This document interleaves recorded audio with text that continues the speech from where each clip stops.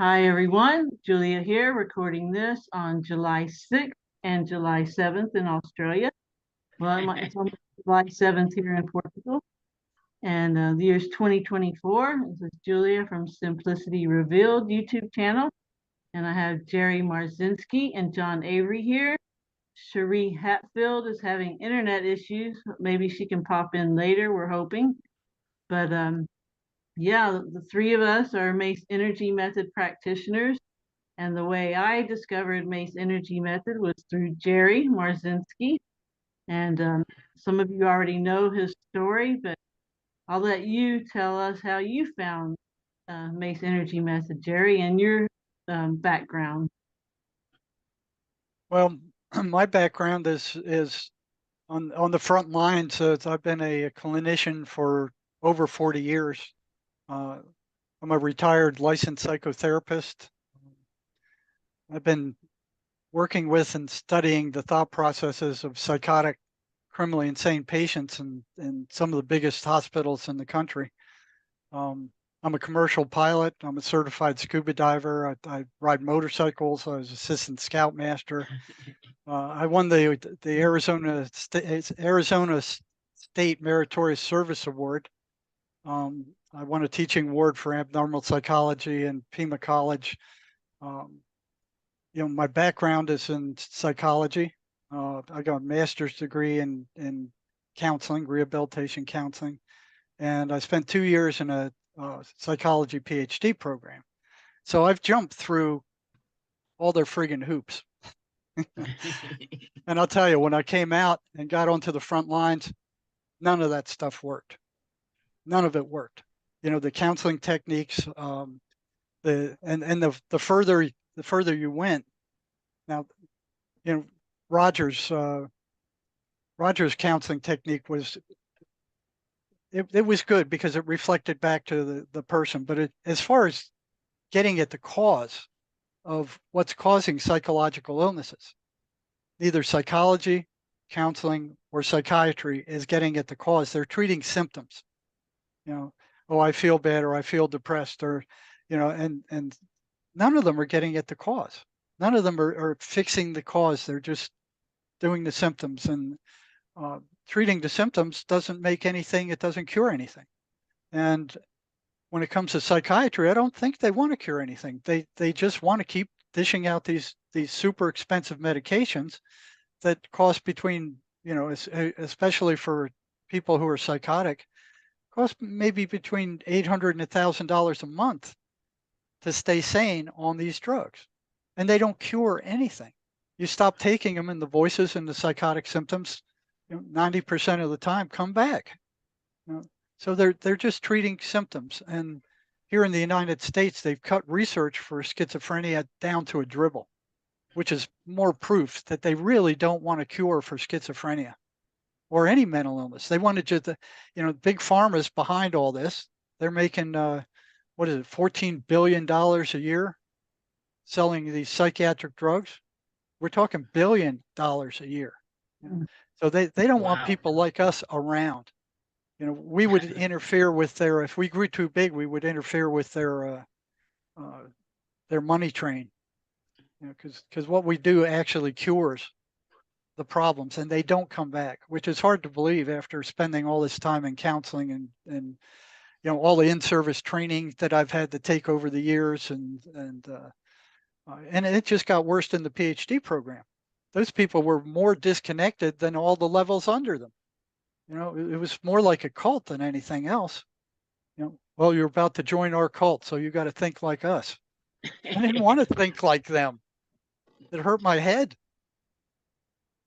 So I've never seen anything work like Mace. Nothing. So I think, I read the books and I was able to put together enough of it to make it work with the people I was working with. And then somebody wrote me and said, I have somebody I think you need to meet. And he said, at the worst, she would just be a jolly old grandmother. And I went, well, that's odd. That's very different from the kind of emails I usually get. So I'm like, something in me said, well, you ought to check this out. You know, if the worst it'll be is a jolly old grandmother, I mean, what's all that about? So he sent me Cherie's address and notified Cherie I'd be contacting her. And here was Cherie, you know, and I was suspicious to start with. Um, you know, I saw that this stuff was working, and she said, well, you know, why don't you consider being a Mace practitioner? And I said, well, why would I need to do that? It's working with what I have. And she said, well, that's just the tip of the iceberg. And it kind of was. I mean, there was a lot more to it than I had control or had mastered at that point. But I did see that it solidly it worked. And what's so good about it is, you know, you don't have to jump through all the goddamn hoops that, you know, John and I did. We had to go through all this college garbage, you know, to get to where we are. I mean, and I didn't get a whole lot out of, you know, what I hated about undergraduate psychology is you couldn't check anything out. You know, they would feed you all this stuff, you had to regurgitate it back, and you had no way to see if it was true or not. You can't walk into a mental hospital, you can't get into a psych ward, you can't walk into a mental health center and check this stuff out. Uh, and and then, you know, what I found out is that 80% of what psychology publishes in research is garbage. It's not replicable.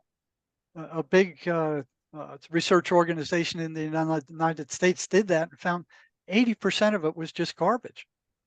You know, it wasn't useful. It wasn't the truth. And this is what they're putting out in the universities. It's like publish or perish. So they would just publish anything. It doesn't matter as long as they got the university's name on it. And when you get up to the PhD level, it is publish or perish. Those guys have to publish stuff, or they're discounted. You know, they're not going to move up the ladder. And the stuff they were teaching us, the counseling techniques. I mean, I don't know about you, John. Do you find those things very useful? All these counseling theories, you know. No, not really, Jerry. It's like, as I said, it can give a little bit of help, but there's never anything permanent about it.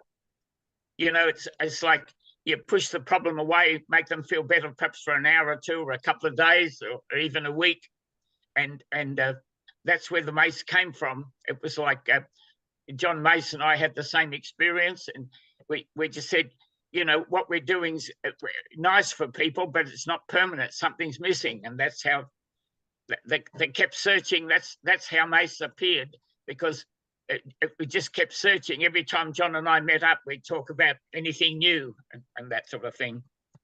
No, definitely. Okay. Yeah, that's kind of what I did with the schizophrenics too, and the voices. Is like, you know, just looking and testing and until I found out what these things were.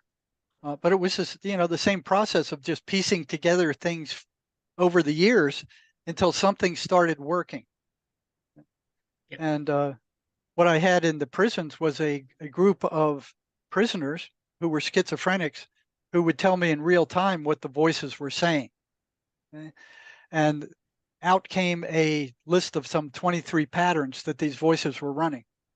Wow. Now the psychiatric mafia says these voices are hallucinations. They're like the Egyptian priests of old. You know, they just get up there and we hereby declare that the voices are hallucinations because we said so and we're psychiatrists. They haven't done any research into it at all. Yeah. So when you start looking into it and these patterns start appearing, hallucinations don't run patterns. You know? And anybody can see these patterns for themselves. They can go to my website at jerrymarzinsky.com. They're published there.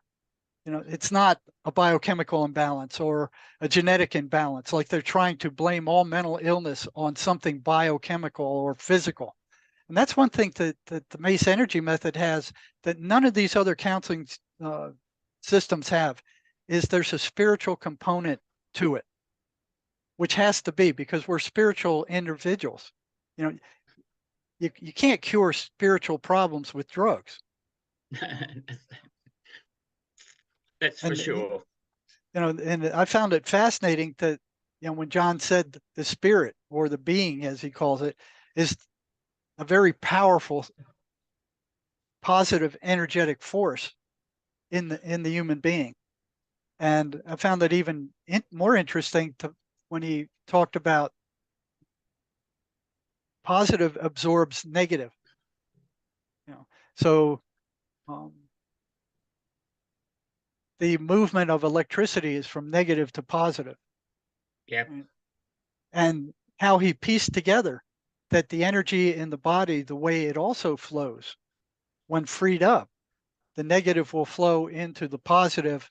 Now, the energy isn't destroyed, it just changes its form. And the Mace energy method allows the body to do that with the help of the spirit, Yep. which no other counseling anywhere that I've seen takes into account anything spiritual. Psychology certainly doesn't. In all the years I spent studying psychology, not once did they mention spirit. Exactly.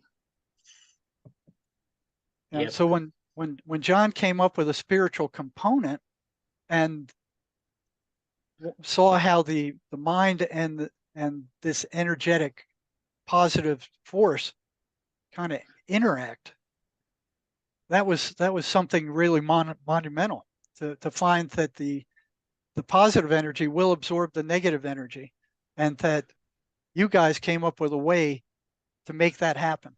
And then once that negative energy is gone, it's gone permanently. It doesn't come back, which is almost hard to believe, because with all these other counseling methods, it never goes anywhere. It still stays there. They come back week after week. I'm still depressed. I'm still feeling awful. I'm still feeling anxious. So you have another session, you talk about it, and all the causes of, this is why, but it doesn't get it doesn't get rid of the feeling. Matter of fact, I think a lot of times they come out worse because they're just kind of rehashing the same old crap over and over and over again, and it's just kind of charging it up, and it never goes anywhere. No, exactly. You've triggered me saying that, if I may. I had a young lady came one time, and I explained to her that in a Mace session, you don't have to talk about your problems. We don't need to know anything about your private business. And I've said this before, but she immediately broke into tears, uncontrollable tears. When she calmed down, I said, I'm so sorry. What's happening? What's the matter? I said, have I upset you? She said, no, I'm so happy. I've been going to a psychiatrist for over a year, telling that story every couple of weeks for a year. And I'm so happy I never have to tell it again. And the tears were tears of joy. It wasn't. And I'd like to mention something, Jerry, that you've said. I don't like using the word a cure. It's like, to me,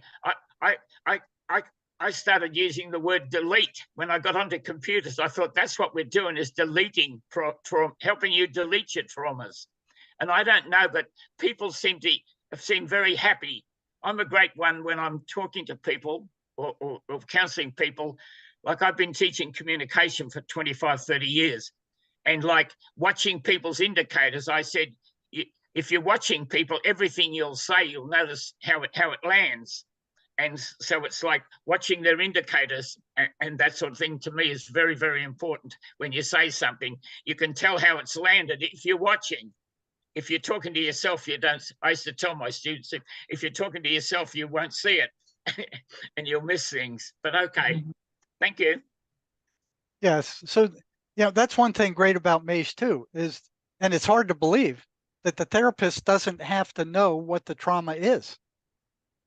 And a lot of people don't want to go to a counselor because they don't want to bring up the horrible things that happen to them, especially, women who have been sexually abused or tortured. They don't want to go through all that stuff again. They've already been through it with other counselors a number of other times, and it hasn't done any good.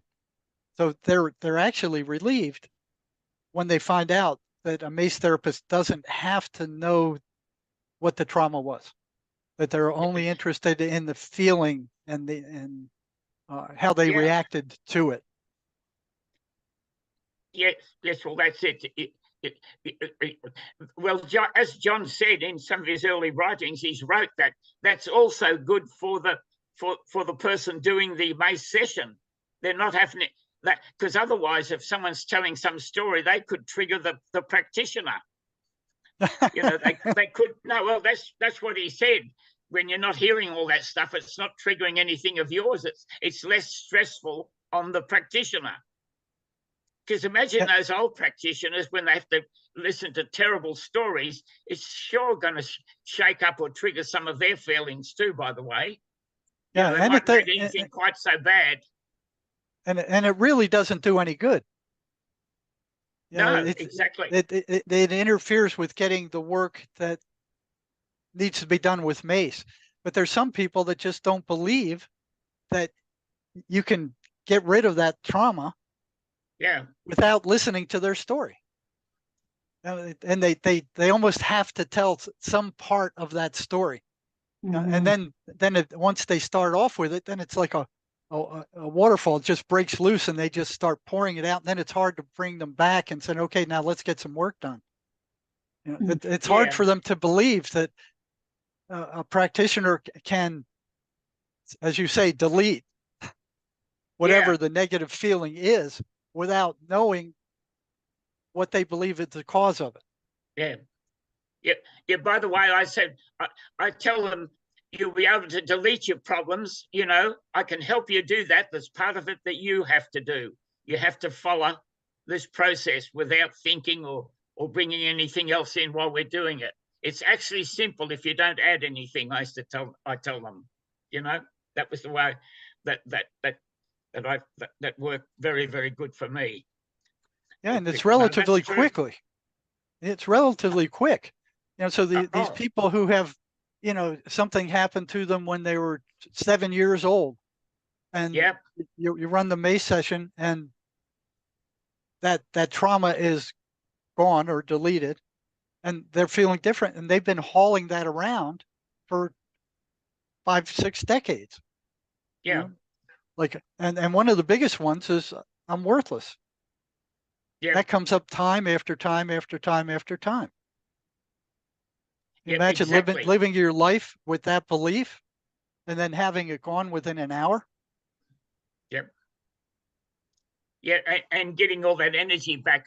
But think how many times they've used that. I had an idea once about when somebody says I'm worthless, it becomes a built-in excuse for failing. You know, that it's always there to use. That's sort of when they have a big problem. Oh, well, I'm worthless, and that sort of handles it. But like I say, every time they do that, they're given that a bit more energy. It becomes more powerful, in my opinion. If you if they have a negative identity, if they get it out and use it for too long, they're giving it more of their beautiful spiritual energy. Accidentally, by the way. Yeah, some of those are massive. They're not even aware that they're feeding this thing. No, they're not even aware that it's there, that it's something that's been created. You know what I mean? Like John said, nobody else can make you angry. You can only create anger yourself. Nobody else can do that for you. And so anything negative they've accidentally created it themselves under pressure. You know, and once again, in lots of cases, it's an excuse for not being successful. Yeah, and they're not even aware. They're not even aware of it. Yeah. There was a little point too that there was some sessions that John did early on that were taped for people to listen to. And I remember somebody started to tell him about their problems. He said, "Don't tell me about that. When we get this done, you can tell me when we're finished if you want to." And we've all got a joke about that. I've used the same terminology in a session, and I've never, ever had anybody want to tell me once the trauma's gone. They don't want to talk about it. Well, that's something I'll have to remember. They want to talk about it. They can't conceive that they can, you know, this trauma that they're undergoing can be fixed without the therapist knowing actually what it is. That's just mind-boggling to most people. Yeah. Right, and sometimes even the person getting the Mace energy method session might not know exactly what the trauma is.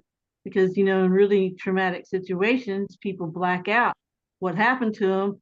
Of course, they feel the effects, they feel the emotions, they're dealing with that their whole life, but they don't necessarily know what caused it. They could have had some big trauma before they, you know, before they were 5 years old that they don't remember. And Mace energy method can still get to that because it doesn't deal with the event, it just deals with the feelings that have been brought forward from that trauma. And so that's really huge too, you know, that that can happen. And like we were talking about earlier, Mace energy method isn't just for people with serious mental illness, it's for anyone, because we all have these subconscious beliefs. They're subconscious, so we're not always aware of them, dragging us down one way or another. So if you're not enthusiastic and happy and have lots of integrity, then, you know, there's probably some negative identities in play there, and we can delete those with the Mace energy method session. So I would say most people owe it to themselves to have a session, because Jerry had one, John had one, I had one, and, you know, we were all, I was really surprised because I felt like I had done a lot of healing work, emotional healing work, and shadow work. And we know when I came up with that judgment, I thought I had, you know, released a long time ago, and I did release it, but it would come back. It would come back, and now it's gone for good. And, you know, like Jerry says, it's almost unbelievable, but it's so simple. The process is so simple, but the theories and premises were real detailed. And it's almost, it was like some divine orchestration in play too. You know, the time has come for people to be able to get emotional healing and be who we really are and enjoy this experience that we're having and not feel like we're in some kind of soul trap or hell or something. You know, this can be a great experience, this life, as long as we don't have negative identities running the show. Yep, exactly. No, people change in front of you. You can see it happen, and Yeah. it's like I don't know. I love using an example about that if I can, about changing quickly. And this was, I've said it before, but it's really worth it. That 7-year-old girl that was brought to me very upset, and I handled a couple of feelings, and one of the feelings, when I asked this little girl how she got on with her mother, she said, good. I said, how do you get on with your dad? And she almost started to shake. She said, I'm frightened of my dad. And I said, oh, but of course that was a feeling to handle. And when we handled a couple of feelings to do with her dad, and I said to this little girl, this took about 20 minutes or 15 minutes, the whole thing. And I said to this little girl, okay, we've handled that. Now, close your eyes. When you think about your dad, how do you feel about him? She opened her eyes and stood up and looked at me like I was completely stupid and says, I love my dad. You know what I mean? And like the difference in that little girl sitting opposite me was just unbelievable. And that's a beautiful example of like completely, like she wouldn't even harbor that idea that anything was wrong with her dad for even a second. Like, what would that do for that little girl's life? You know what I mean? That's a good point, that Mace energy method is effective with children and teenagers. And, you know, just think if people can, you know, do their shadow work, their emotional healing when they're still young before they get married and have their own children, that would change the world in one generation. So it has so much potential and so much power, you know, and thanks to Jerry getting word out here, you know, about Mace energy method, it's really starting to get out there to people, and people have access to it. More and more people are becoming practitioners. So many people who have sessions, they want to become practitioners and help other people. So the wave has started, and it's just great. And I'm really excited. I can't wait to have the opportunity to work with some younger people and see the effects there. You know, I've had people write me saying, I'm going into psychology. You know, I'm going to study psychology. What do you think? And I'd write them back and say, don't waste your time. You know, go and become a Mace therapist. That will work. Psychology doesn't work. You know, right? A lot less time, and you don't have all that indoctrination, because, you know, all allopathic medicine, including psychiatry and psychology, is run by the pharmaceutical industry. yes. So, you know, people are just, I mean, doctors don't even look at patients. They look at their computer and symptoms, and the computer tells them what chemical to put the person even more out of balance. And then, of course, whatever they prescribe them will need other prescriptions for the side effects. And it just goes on and on and on. And you don't need any of that stuff, none of it. And you don't need to relive the trauma either. It's just so simple and so, just beautiful. And the deception of the mainstream mental health system is incredible. I mean, it's just incredible. This biochemical imbalance thing that they say, oh, all emotional mental illness or emotional traumas is due to some biochemical imbalance of the brain. It's a complete lie. It was made up by Eli Lilly, a drug company back in the 70s when Prozac came out. Total lie. They knew it was a lie at the time. They went with it anyway. Now they're teaching it in the universities, and they're still teaching it in the universities after it has been debunked over and over and over again to sell drugs. That's why Eli Lilly put it out in the first place, to sell drugs. Their DSM, that Bible of psychiatric illnesses, completely made up. Every single one of those things, there's not a single objective test to test for any one of those mental illnesses. Not a one. They started off with like 157 back in the 50s, and now they're almost up to 300. There's this committee of psychiatrists that get together once every 3 years, and they make these things up. They just make them up, and then they publish them as if they need them for the insurance companies to have, so they have stuff like Paris syndrome. It was like people from, where was it? It was one of the Arab countries who shows up in Paris, and they have this reaction to that culture. In my day, they'd call it a cultural shock. Now they call it a mental illness. They got mathematics disorder. If you don't like math, you're disordered. It's like, I hate math. I'd be one of the first ones on their list. Sibling relational disorder. That's kids fighting. They're disordered. They even have caffeine toxicity disorder. You drink too much coffee, you're disordered. I mean, they just make these things up, and they publish them in this big fancy book that looks like it's scientific with all these numbers and categories and all that kind of stuff. There's nothing. They're all segments of human behavior that they've broken up into segments and pathologized for their own benefit. The insurance companies need that information in order to, they need it when they write these drugs, and these drugs are toxic. I mean, most of those drugs that they're putting out are toxic, especially the antipsychotics. They will rot your brain out with long-term use. They'll turn it into like a shrunken walnut. They don't tell you that. And they'll tell you with schizophrenia, they say, well, that's a lifetime sentence. You got to take these toxic drugs for the rest of your life. And when I was working in the prison, and the prisoners started recovering from schizophrenia, and that was even before I knew anything about Mace, I got in trouble. That shouldn't happen, according to them. They were very threatened by that. And I got in a lot of trouble for that. It's nuts. They don't want anything like Mace out there. No, that's for sure. I had a young man that had been to Afghanistan, and he'd had a very bad upset, and we handled the trauma.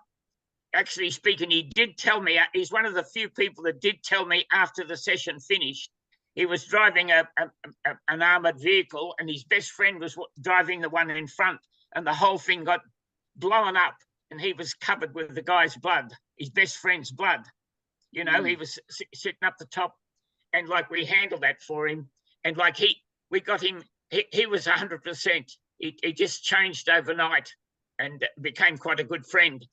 John wanted him to give us a testimonial, but he was lined up to get a university course, to get him back into life, and I think he was frightened that he wouldn't get that. If he said he was cured, they wouldn't give him his course and that sort of thing. and I had the same trouble. I was in a returned soldiers club we have here, Jerry. It's called RSL, Returned Soldiers Club, and I got friends. I used to be a member of the club. I'd go down there and watch the entertainment and talk to the bosses one day. And I told them about Mace, and I said, if you've got any, we've got some. They had some soldiers there that returned soldiers in bad condition. I said, I'm not looking for money. I was a kid in World War II. I love soldiers. I'll look after them for free. And they said, oh, I gave them a good talk one day. 2 or 3 of them were there, the bosses. Oh, this is wonderful. We'll talk to them. We'll get it lined up for you. Anyway, about a month went past. They had my number and my card and everything, and I didn't get a call. So I went and saw them. They said, oh, we talked to them, but the psychiatrist won't let them come near you. You know what I mean? And it's like they didn't care about the soldiers. Even something could have worked. You know what I mean? They never gave us a chance. So it never happened. So I ran into kind of the same thing when I was working at a big state hospital, where nobody seemed to know anything about what these voices were telling these schizophrenic patients. And they weren't interested because they felt they knew, because they learned in school that they were hallucinations. So that's as far as they went. They weren't curious about what these voices were saying to them, or what these voices were, or how they operated, or anything like that. So I started asking the schizophrenics, what are the voices telling you? And that got up to two of the psychiatrists over a different period of time. And I got pulled up in the psychiatrist's office, and he would tell me, he said, you will not ask them any more questions about what their voices are telling them. The voices are hallucinations.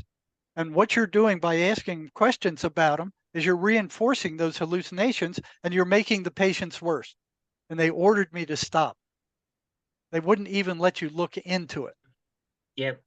Wow. Well, that's amazing. And that I've got a question, I'm afraid, about that. Now that you have the experience with both methods, do you feel that the voices are coming from negative identities?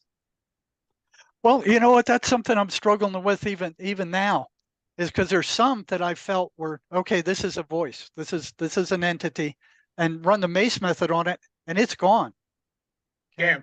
Yeah. There's others where I think it's a negative identity, and all of a sudden the voices kick up and start screaming in the person's head. They won't let them concentrate. They won't let them form an image. They start telling the guy, hey, don't listen to this guy. He's crazy and he's stupid. And they interfere with it.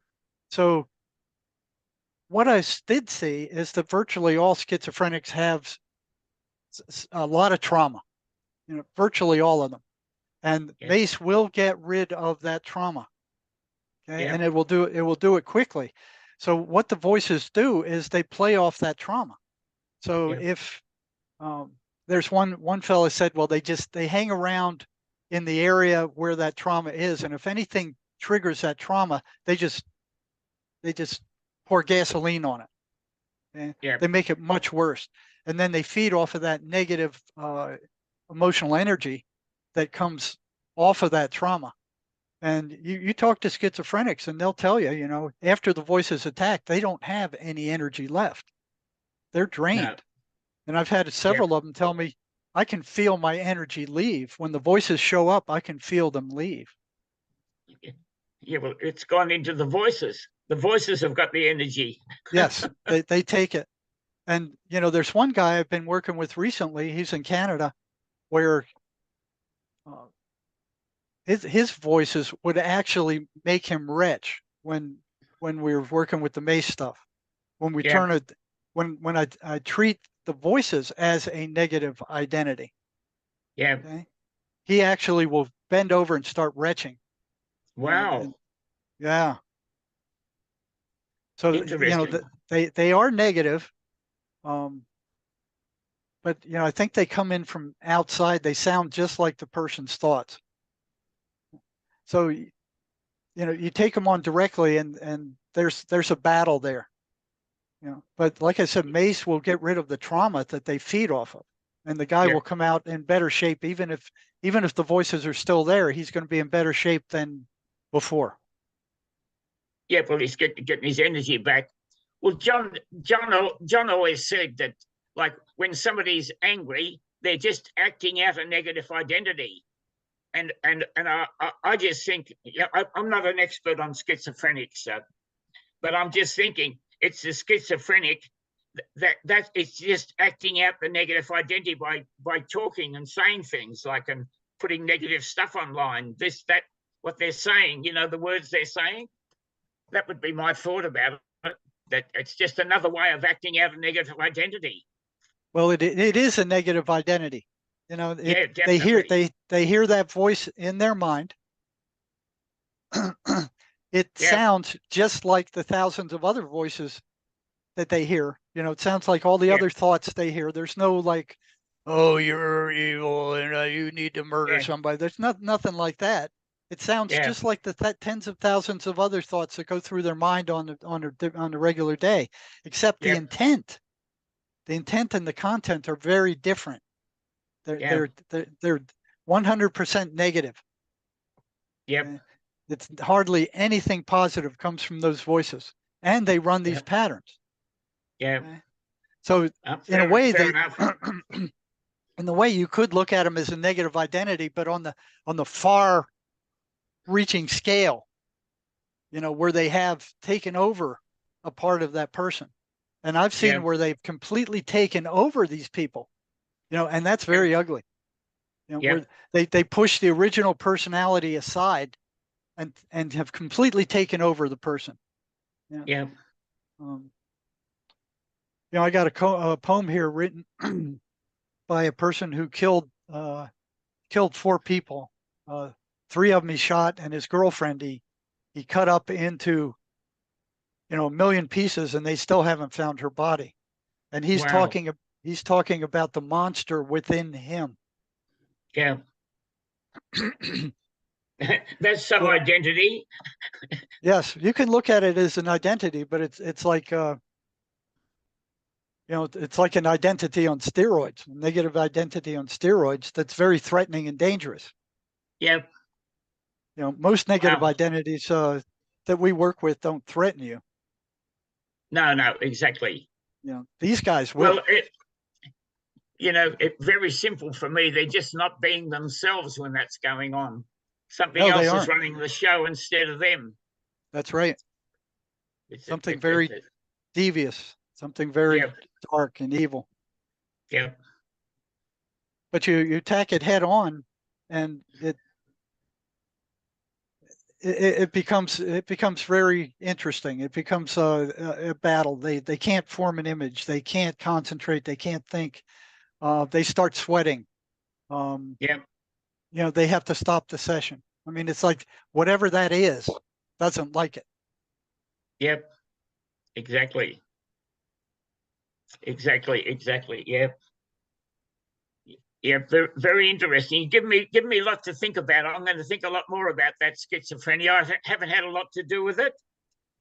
I've done the alcoholics, I've done the gamblers and the smokers. Those ones are all piece of cake stuff, as far as I'm concerned. But this sounds a little bit more complicated. You want me to send you some? No, it's okay. I've already. No, Jerry, my basic thing that's been going on longer than all of this is my communication work and working with communication. And I'm thinking, if there's voices, that's to do with communication. That's to do with communication. It's all negative communication. It's exactly. all to generate negative emotional energy. That's where it's all headed. Yeah. They want the person upset. They want them angry. They want them fearful. They want them paranoid, and they feed off of that. Yeah. But, when people want to communicate something and they keep getting blocked in life, it could sort of go all funny, and then they're wanting to get it out. You know what I mean? If people get quite angry if people won't listen to them, and a lot of people grow up never being allowed to talk, And, when we grew up way back in the 40s, when I was growing up, what they say, sit down and be quiet and don't be heard or something. That was something that was said to us along those lines all the time. And there again, you're building negative identities. the person is not going to be happy about that. Yeah, it's almost like you can't be on this planet without having some kind of trauma. I mean, everybody gets traumatized at some time or another. Yeah. And that never gets cleaned out. And then you look at, war veterans. Look at what's happening in over in Ukraine right now. I mean, almost 600,000 killed and millions traumatized with serious images. I mean, serious injuries. I mean, if Mace was ever needed, it's needed now. Yeah. And it will clear out most negative mental health problems within an hour. Yeah. And they're gone. They're completely gone. They're no longer there. Yeah. And then when the person, you ask them, okay, think back on this situation now, they go, I remember it, but it doesn't trigger me. There's no emotional tie to it. And like you were saying, John, you can watch them change right before your eyes. They come in glum and depressed and, feeling bad. And then after the session, they're like, whoa, what just happened? Yeah, exactly. And I don't know, with all this talking, it's triggering things that have happened to me while doing sessions over the years. And one of my favorites was, and I think it's worthwhile, we do somebody's ruin, we get their basic trauma these days, and then you do a relationship repair. I did this on a young lady, and it was like about the middle of the year, about this time of year, June, July. And, a week later, I talked to her, and she was good as gold, and off she went. And then just after Christmas that year, the next, 6 months later, she called me, and I said, "Oh, how you doing?" I said, "Have you had a problem?" No, not a problem. She said, "I went and visited my mother over Christmas, and we got on like sisters. That's never happened for the last 10 or 15 years. We generally fight the whole time at Christmas when the family's together." I said, "Well, you did do a relationship repair when you were here in June." She said, and she rang up virtually, "Oh, of course I did." And then she started saying, "Thank you." But she didn't realize she was changed until she got, she wasn't triggering her mother, and her mother wasn't triggering her, and they had a good weekend. And to me, those things, I get a lot of pleasure out of that. I do too. I had one where the lady, she wrote back and she goes, "You saved our marriage." Yeah. Yep, exactly. Or I couldn't talk to my mother in 30 years, and now we're talking, and stuff like that. Yep. And that's it. It makes such a big difference to their whole life. And they're taking control, who's running the show now. And this happens, I did a lot of work with children. And because, as I said before, I did a couple of teachers from a Steiner school. You have Steiner, I think, too, in America. I've heard of it. School. Yeah, Rudolf Steiner. It's a special way of educating children. Anyway, the two teachers came, and then they told me they had trouble with, we've got a few children we can't seem to handle. Would you do that? And then that's when the children, and then that was way back about 2000. Then I started handling children. And that was a wonderful experience, I remember one teacher called me. She said, I'll still remember the boy's name. I won't give you his second name. His name was Luke. She said, "I've got no idea what you did to Luke. He was totally the worst boy I've ever tried to teach in my life. He's turned into the best boy now.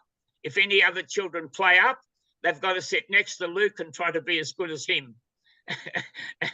And that took about half an hour, a few feelings, and the boy was, children are so easy to handle when you get rapport with them and tell them it's a game they want to play, and they say, "Oh, sure," you know what I mean? "I'll show you how to get rid of that. You've got to do what I tell you. You got to follow a process." And they do. Once they like you, they'll do anything you want, because they don't get a lot of good attention and intention in life, young children, unfortunately. Now, I have one testimonial here that I was able to find.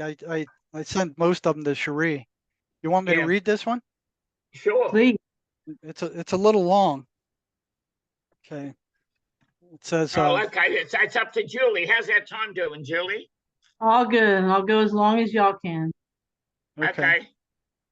I got until 5. Well, that's maybe, let me see, what time is it here? It's about 50 more minutes. Here's one I had asked her to write back and let me know how things were going after she finished her last session. She goes, "Hi Jerry, here's my testimonial. Please feel free to use it in whole or part as you see fit. My son had been on antipsychotic meds for over 6 years since he was 19 for a diagnosis of schizophrenia. The last 2 years, he was on injections of 400 milligrams of Abilify a month. Although the medication quieted the voices, it did not really quiet the thoughts. He did, however, sleep much more, hypersomnia, gain a great deal of weight, start to shuffle when walking, and suffered from depression. He still wasn't able to hold a job or school due to impulsive decision making and terrible self-talk. I attended some of his bi-monthly sessions with his psychiatrist, but there was no therapy or remediation being done at all. I grew increasingly concerned with his physical health, which was not being monitored at all. When I brought up to his psychiatrist my concerns that the medication side effects might be causing his weight gain and other issues, she totally dismissed it and launched into a diatribe about calories in and calories out for the remainder of the session, not even asking about his diet. Now, this is ridiculous because these drugs do cause people to gain weight. I mean, it's commonly known. And here's a psychiatrist blowing it off. Yeah. She goes on to say, I knew he had to get off these medications, but the underlying issues had to be addressed first. Finally, I stumbled on some video interviews by Jerry Marzinsky. He was describing my son's symptoms exactly. My son said he always knew that the voices weren't from him and were from outside, but neither of us realized that they were also the origin of his negative self-talk.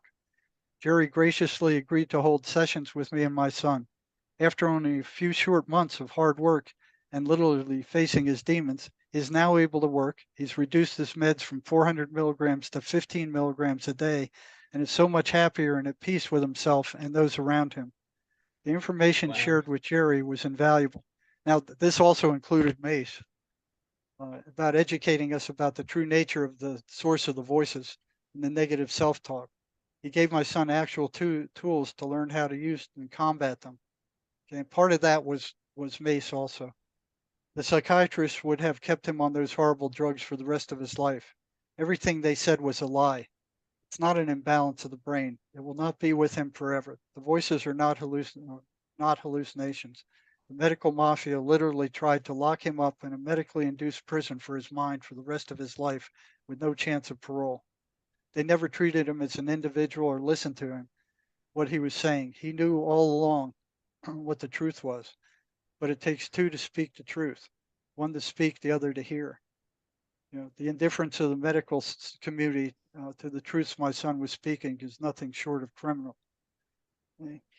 So that's just one of many. Wow. And that's one where Mace was able to remove a lot of the traumas that this guy had.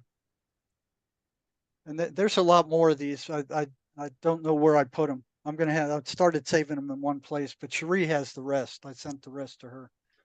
But yeah, it's like John was saying, you can see the change within an hour. And it's incredible how fast this stuff works. I mean, it'll get rid of a lifelong trauma in an hour. It's gone. Yeah, exactly. I've been, you might call it a little bit cheeky when someone has a dramatic change sometimes, and they said, and they tried to get them to repeat the decision, and they can't anymore, and it's all gone and everything. I've often put my hand over the desk and I said, I said, welcome home, pleased to meet you. They've come back to being themselves. I said, very pleased to meet you. And I emphasize the you. Yeah. I tell them they're no longer the person they were when they came into the office. Yeah. And a lot of them they just don't believe it. They go, well, I'll need to wait a while and see if it comes back. They can't believe that something they'd struggled with for decades is now gone in an hour. Yeah. Yeah. It's funny when we talk about these things. I've had a few favorite stories. I might have told you this before, Julie. I'm sorry if I did, but I'm every time I think about. I had a lady come one time, and then she was very, very happy. And about a month later, she called me. She said her a 15-year-old daughter was going to a private school, and she was being bullied badly, and she'd won a scholarship, and they were gonna withdraw the scholarship because her work had gone to trash at school because of the bullying. And I said to the mother, bring her over Friday, after school. So they brought a beautiful young lady. She had a uniform and a tie and the hat. She took it off, and then she came, and we settled her down, and we finished up doing the process, and getting her ruined and doing relationship repair and these people that have been upsetting her. Anyway, when she'd finished, like she said, she was feeling bigger than the house. She said, I feel bigger than the house. So I'm just finishing the session. I'm writing a few things down, and I thought, what can I say to this young lady to look after her, herself? I said, listen, she was very obedient sort of a person. I said, listen, I've got something I want you to do in the future. Oh, she said, okay, what's that? I said, in future, when you get any problem, I want you to close your eyes for a second. Remember how big you are. Then you handle the problem, and I bet you get better results. And she looked at me. She said, okay. And I didn't see her for quite a long time. Her mother used to sell vitamins, and I went there. I'm a bit of a nut. I'd take a few. And I went there one night, and the girl was there, and I finally got her on her own. And I said, how you been doing? It was a few months later.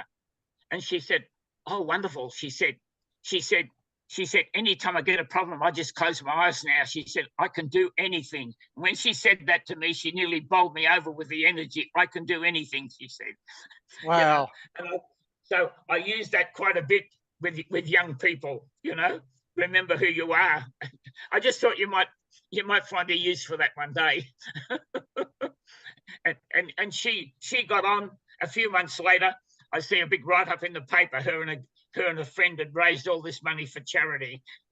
and I said, that's my girl. Beautiful kids. Good one. Yeah, well, I just thought that might be something children. Right. Most people think that they're negative identities, they think they're a bad person because they behave certain ways, but it's not them. The real person, the real spiritual being there is a very good person, very, very good entity, I should say, energy.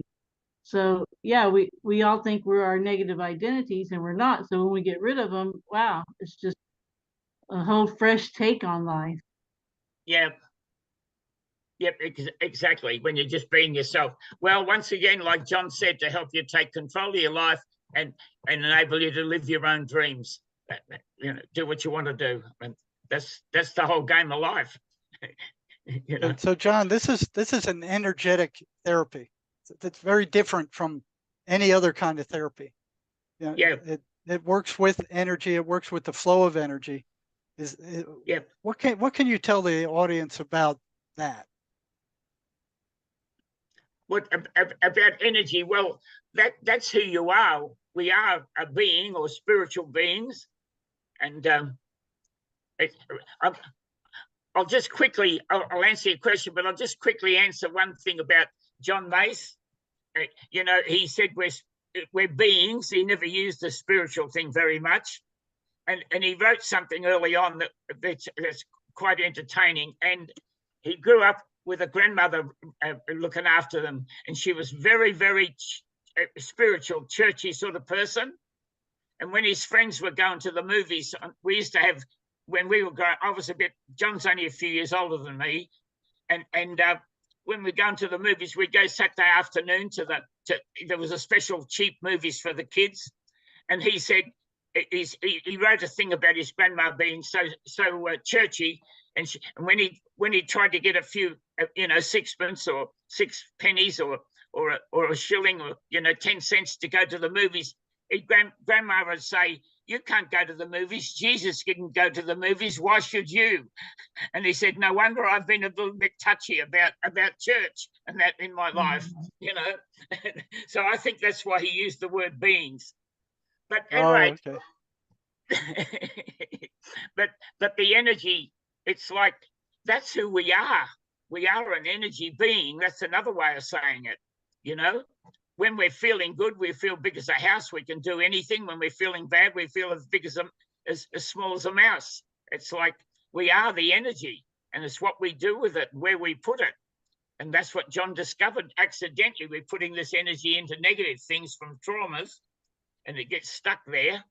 And any little thing reminds you of it, you know, and then that negative energy starts to play out. A negative energy, a negative identity is just a bunch of energy acting itself out, the negativity out.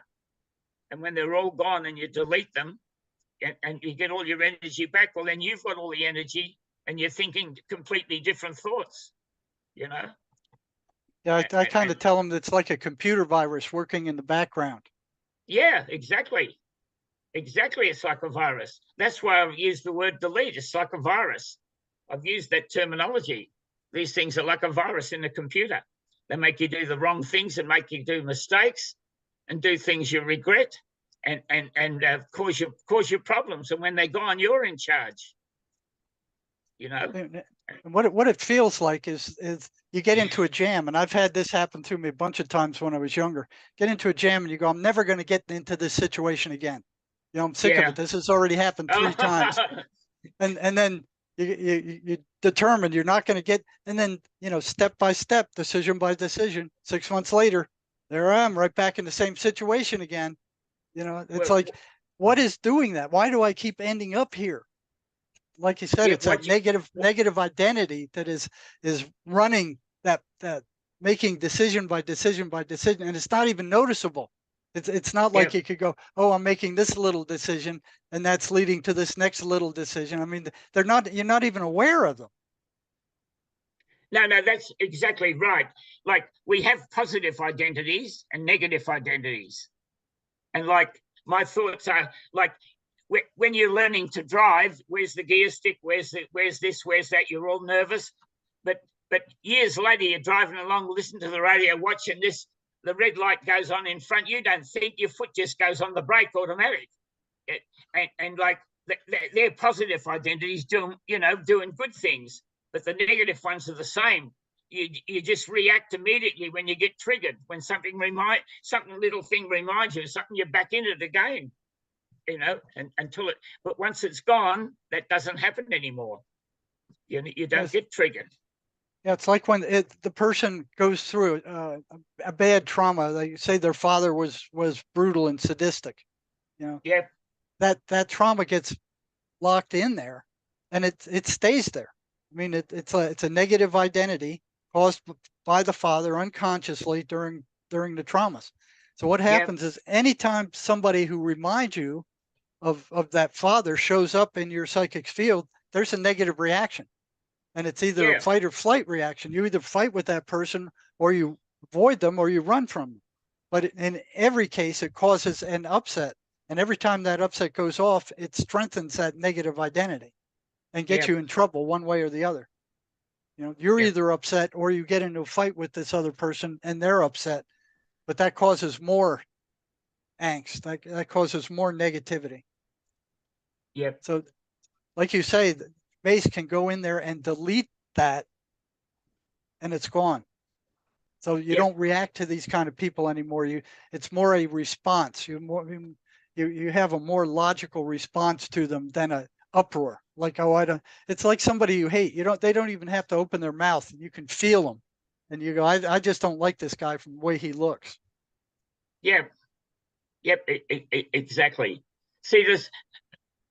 The most powerful thing in the Mace is getting what we call somebody's ruin. Like somebody said that, like, I'm useless. If somebody decides I'm useless when they're young, how many upsets would that cause by the time they get, say, 35 years old? How many times would that be triggered? Like, I'm useless. And when we find somebody's ruin, the cause of the problem, that's why John used the word causism for the book.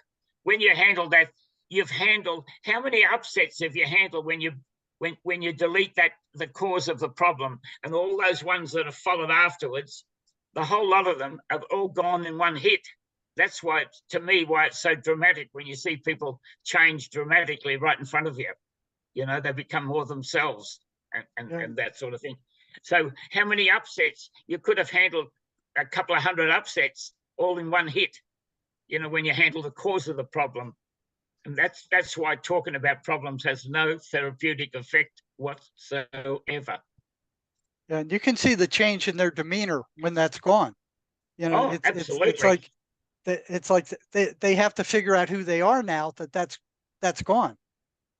You know, they have more energy, and I notice a lot of times they're feeling weird after a session because that negative energy is now gone that they believed was a part of who they were or what they actually were, because they believe after those things are triggered for thousands of times, like you say, they get to believing, well, that's just who I am. I don't like these kind of people, and that's all there is to it. I just need to stay away from them. When they show up, I need to get out of there or fight them back or do something. But it's upset after upset after upset, and each time it's like the car battery, where you just charge up that car battery with each time that it goes off, and it gets stronger and stronger. They believe that's who they are, and then you remove that, and they're like, okay, who am I now? You know, they're kind of like dazed. It's interesting to watch their reaction after. And it's also kind of sad because you know that thing ruined their life. You know, they made a decision when they were 7 years old that they were worthless and stupid, and they believed that for decades. So here's a person now, 60, 70 years old, living that out for all that time, and realized, okay, it wasn't true. It was a lie. Yeah. Well, it's gone, and they don't entertain it anymore. They don't get stuck into that energy anymore. It's negative energy gone, and they're not in it anymore. They're not acting it out. It's just not being them. They handle things completely different. Yep. No, it's very interesting. Yeah, they're a different person. Yeah. And a better person. They're more who they are. They're more real. Yeah.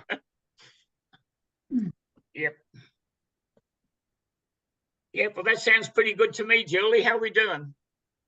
Sounds good. Yeah, this has been great stuff. And y'all both touched on how it helps with compulsive behavior like alcohol, gambling, smoking. And Jerry was saying earlier he was surprised that he had someone that was an alcoholic that was able to go back to just drinking socially, moderately. And, you know, the AA and the NA people probably won't like that either. But that's really phenomenal because everybody's always, you know, with alcohol and drugs, you know, they're like, oh, I have to give it all the way up, you know, especially alcohol since it's so socially acceptable. And, you know, even gambling, like you had that story, John, about the one lady. So, yeah, it's amazing how many things this touches on. And once the negative identities are gone and the person can be the real them, the real spiritual energy being, then all kinds of opportunities open up in their life because they're coming from a whole new perspective and a whole new energy. And we all know it's about frequency and vibration. Everybody talks about vibes. And, you know, that's what this does. It brings you to an optimal frequency, you know, the right vibration. So life just flows for you. And, you know, people say after a session, they get the first parking spot, you know, things like that, little things, you know, the world just kind of opens up for them. And that's just, it's nothing short of miraculous, but it really does work. Yeah, if you have that negative energy and you attract more of it. You know, you're more aware of it, and you kind of pull it toward you. Yep. You've got that thing. John told me something very early on about an alcoholic that he'd fixed up, and the guy, it was 6 months or so later, the guy called him. He said, I've got a problem. Can I come back? And John said, yes. What's the problem? And the guy was a big businessman, and he said, I was signing up this deal the other day with this man, and he gave me a little shot of whiskey. And we're in the middle of signing a big deal, and I felt if I didn't drink it, I might not get the. He said, so I've had a little drink of whiskey. And John said, what's the problem? He said, well, I'm an alcoholic. He said, did you drink any more? Have you drank since? He said, oh no. John said, what's the problem? And he sent him away. He said, you know what I mean? Asked him who's in control. I think I've told you my one, Julie, about the lady that Oh no, she was a gambling lady. That I had a lady once. She'd lost 46,000. Just an elderly lady. She'd lost $46,000 gambling on the poker machines. So we handled that for her. And when she called back, like I get them all to call back in a week to handle any little things they need as part of the session.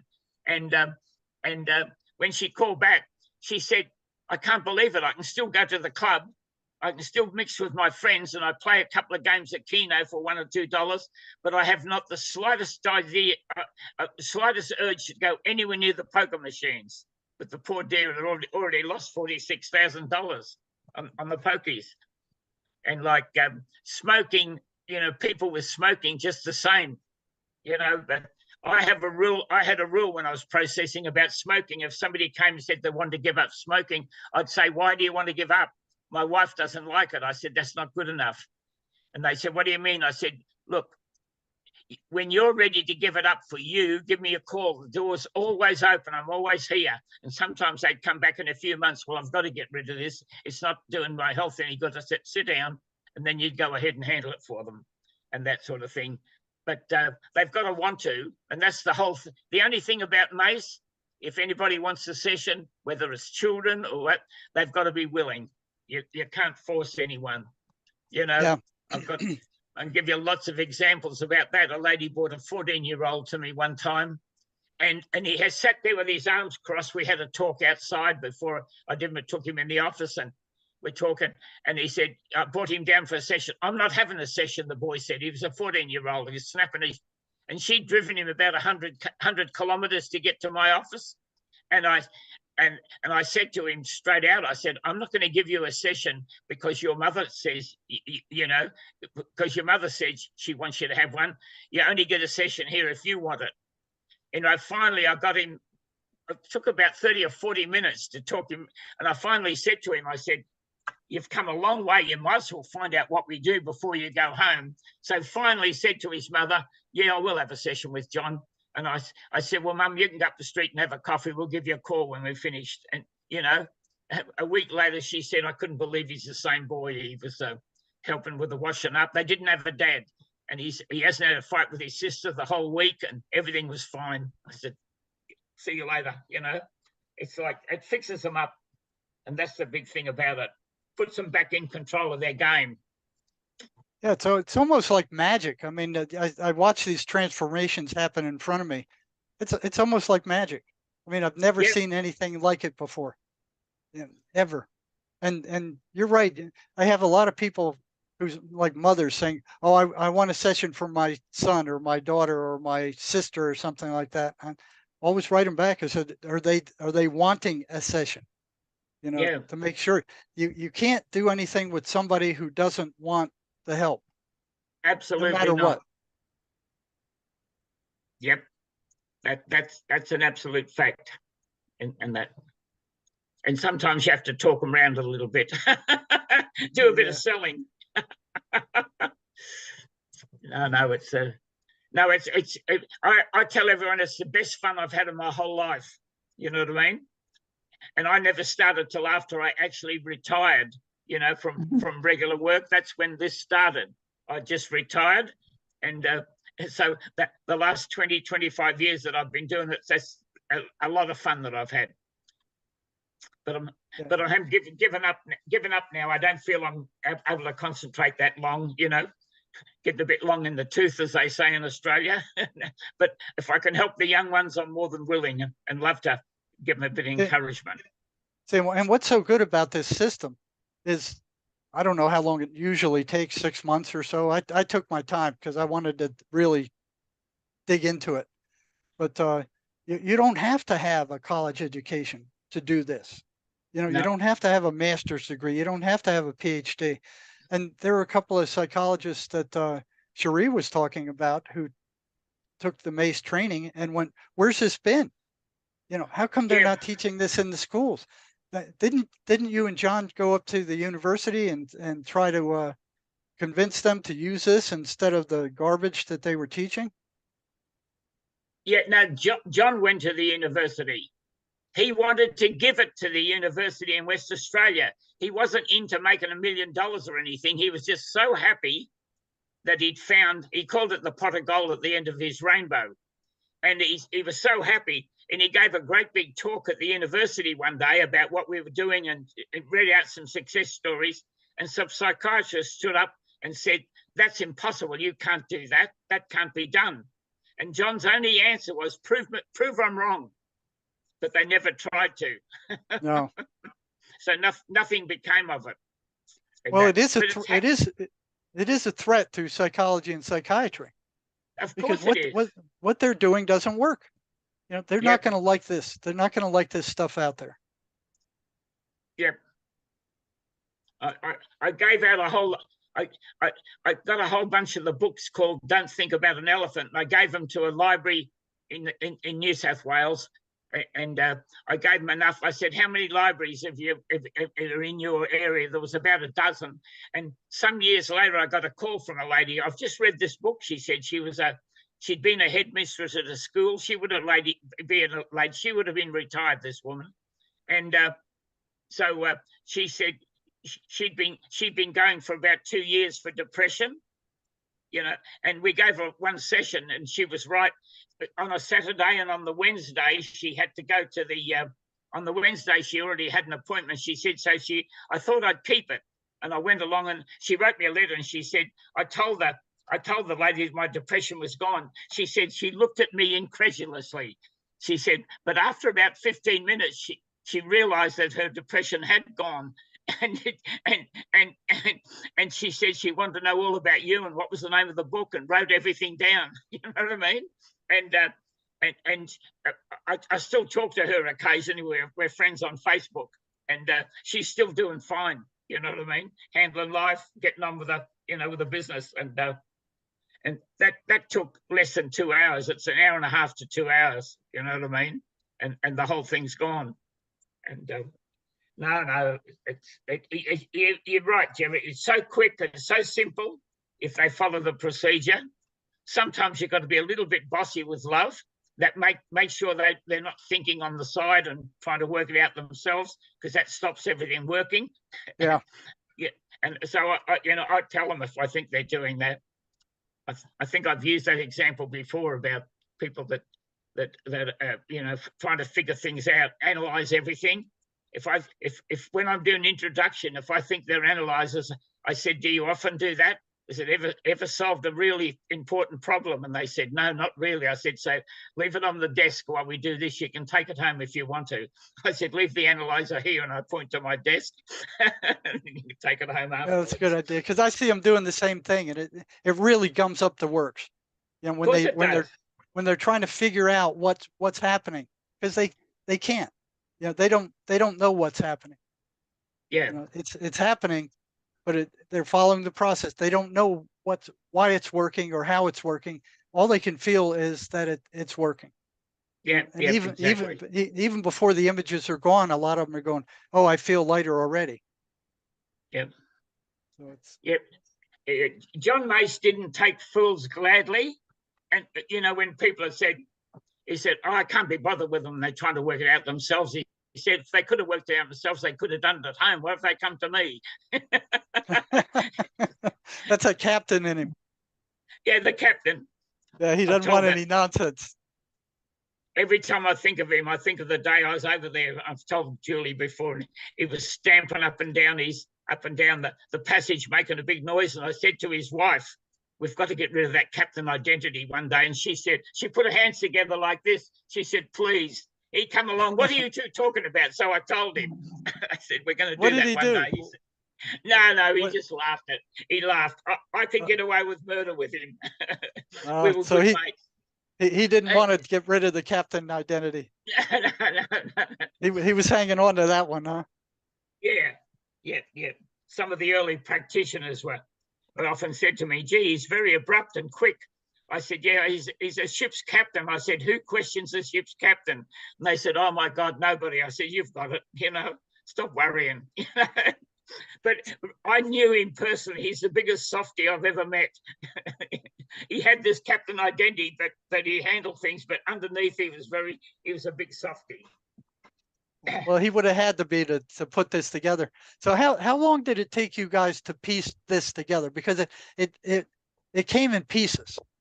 I mean, you were looking for a solution to psychological problems that would work, and you were at it over a period of years. How Yeah, long did it? we both started counselling in the mid '60s. We both did the same sort of training in the '60s, and then and I used to see him, backwards and forwards. I moved. I went to America in the late '90s and lived there lived there till the mid '70s, and before I came back. And every time we met, we'd say something's missing. We've got to find it.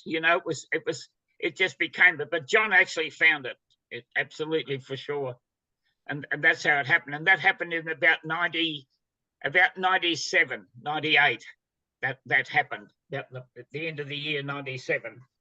And that's when he had the big realization. And then, to answer your question, and then, as I said, we started running the ruin on people, and then he said about the relationships, and then it took about three years. We handled relationships, and then I had a big thing about the activity procedure or productivity procedure. Then we added that, and then we started handling. He started putting in the bits. It was slowly written up, and then the course sort of got going very early in the 2000s. Then we started training people and that sort of thing. So, as the problem showed up, then a process using the same method, handling the feelings connected with things came up, and then the drugs and John went into the jail in Perth and did a lot of work on young people. He got permission to go in there and had quite good success too. So it was just a matter of trial and error and putting a process together. And then the course slowly got built, and then we started training people. But one of the big epiphanies was that the mind only ability is to create images or whatever the being focuses on. That was a big, huge discovery by John, right? Absolutely. As he said, your mind, it's you, the being, who remembers to drive the car, and you, the identities, the positive ones you built. It's you that knows things. You know what I mean? He said, John used to make a statement: we know absolutely everything. We don't know that we know. He said, we already know these things, and it's just you, the being, that's running the show. You know what I mean? The body's just where you're living, as far as I'm concerned. You've got to look after that. This is a spiritual component that, or John called it the being, that no other psychotherapy takes into account. And we're spiritual beings. If you don't take into account the spiritual being that lives in this body, you're not going to get anywhere. And they haven't gotten anywhere. No, exactly. No, that's where all the power is. The good power and the bad power, it's absolutely right. And your mind just makes pictures. He says your mind doesn't remember things. It's you, the being, that learns things and remembers things and does things. It's you that does all the positive things, the people that have invented things and done things. It's the being doing that. The mind's just, it's, as I said, the most simple explanation I found is your mind is, how do people invent things? They keep thinking about things and seeing pictures, and they put things together and they invent things. That's the positive side of it. So, John, being a ship captain, he needed to know about electricity. He needed to know about magnetism. He needed to know about navigation. Yeah. He needed to know all these things. So with all these things in his background, those all were useful in putting these things together. So absolutely, he started talking about wires that have electricity running through them. There's a field around those wires. Yep. You can't see it, but it's there. So there's a field around us, since we're electrical. Also, he's talking about the flow of energy. So he's talking about the spirit or the being as being very positive spiritual energy, and these negative identities being negative energy. So what he figured out is if you can get the negative energy to flow or be absorbed by the being, that it will transform that negative identity or that negative energy into positive energy, and just absorb it, and it'll be gone. So we're talking again about vibration. Frequency and vibration. Yeah, well, John was an expert on all that stuff. As you said, he's ship's captain and navigation. That was a very good background, so he understood energy very, very well, and that sort of thing. So it's not destroying the negative energy, it's taking it and converting it back to positive energy. So that's when these guys have done the session, they can feel that extra energy there, and that negative energy is no longer dragging them down. Well, imagine the being's got 100 units of energy, and he's accidentally given 50 to an angry identity. So he's only got 50 left, and there's 50 over there. And the more he uses the angry one, the smaller he gets, and the more powerful it gets. So all he's doing is bringing that energy back to where it belongs. That's what I said. It's like getting a bad investment back from the bank, getting all your money back so you can start again. That's the way it's always been real to me. Yeah, and it takes energy to keep that stuff buried in the subconscious also. I mean, it's wanting to break out, because when it's buried, it's not buried dead, it's buried alive. And it's triggered by things that happen in your universe. It's wanting to break out of there. It's wanting to get out. When you're resisting it, you're keeping it alive. You're keeping it alive, and it takes energy to do that. You're putting your spiritual attention on it. You know what I mean? So that feeds it. That's very, very powerful. You know what I mean? Our attention's very, very powerful where we put it and what we do. That's to do with my communication stuff, which I've been using for years. It's like rapport with another being is only you giving them all your energy. And what we discovered with that communication was that attention follows attention. You know what I mean?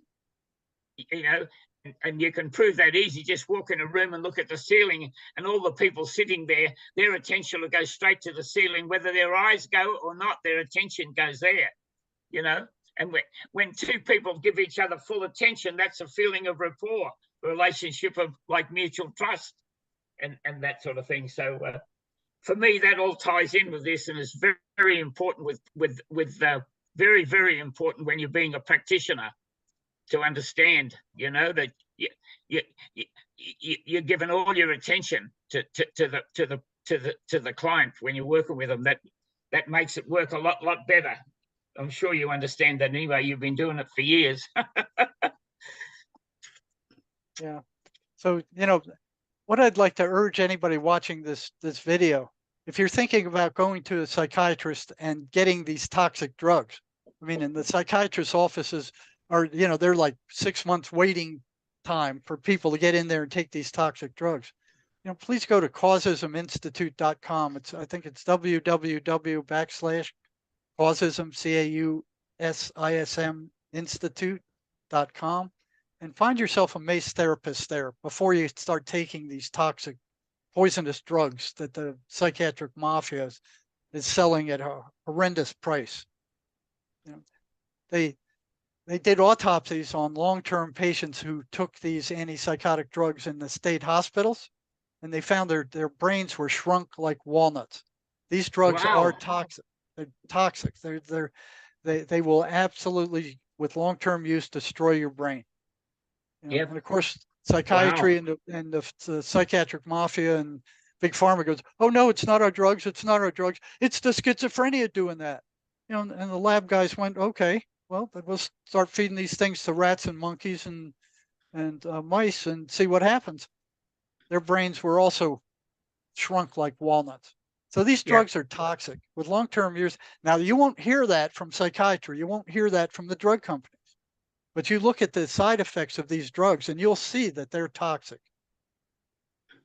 They don't cure anything. All they do is treat symptoms. Yep. Same way with psychology. They don't get to the cure or the cause like causism does, like the Mace system does. No, They don't exactly. get to the cause. They just treat the symptoms. Yep. That's for sure. Okay, I'm Yep. coming. I got to blow out of here. My wife is pointing at the watch and pointing at me. Yeah. All right. Well, thank you guys both so much. And you can find us all on the Causism Institute website, all three of us. And Jerry's in Arizona. I'm in Portugal. And Jerry has jerrymarzinsky.com, right, Jerry? Right. But you can go to my website there. There's a lot of information there. Right. And yeah, and like we said earlier, it's for anybody that has anything they don't like about themselves, if they really want to change, Mace Energy Method. And actually, if you have other people that you don't like things about, you can change things with you where you can deal with those a lot better. So it's a win-win. So I appreciate you guys taking the time to do this. And yeah, keep up the good work, Jerry. And John, you're just amazing, 93 and still going here, sharing all this wonderful information. And you know, he's here for the practitioners to give us advice. And so, yeah, again, just thank y'all both so much. You're more than welcome. Exactly. All right, everyone, Okay. thanks for listening. Somebody made a quick suggestion the other day when they knew I was 93. They said, "Did you say 39?" I said, "That sounds better. I think I'll use that." There you go. 39 and holding. Alzheimer's is not all bad. When people ask you your age, you say, "Look, don't tell anyone I've got a bit of Alzheimer's. I've forgotten." You're as You old should as be you proud. feel. You're looking great at 93. You're looking No, great. Thank you. awesome, amazing. All right, everyone. Wonderful, thanks for Jerry, listening. and thank you for all your good work, Jerry and John Mace. He'd be coming to America to shake your hand if he was here. I can absolutely guarantee you. I wish So I all could the have met him. And thank you, Julie. Yeah, don't worry. We think about him a lot. I think he's around tapping us on the shoulder sometime. Yeah, I think he is. I wish I could have met him. It would have been a Yep. treat. Yeah. So You guys are I going to. feel very honored. We spent a lot of time together. He was so gorgeous. When I wouldn't get a computer, anything new, he'd write it and send it to me. He said, "For God's sake, get a computer so I can send things to you." He'd go crook at me. Okay, thank you, Julie. We mustn't keep you going. I better let Jerry All go. right, guys. All right. And thanks everybody for listening, and have a good morning, afternoon, or evening, wherever you are. And remember to stay focused on what you want and get you a Mace Energy Method session as soon as possible. All right, guys. Thanks again. Ciao, ciao. All right. Bye-bye. Bye-bye. Bye.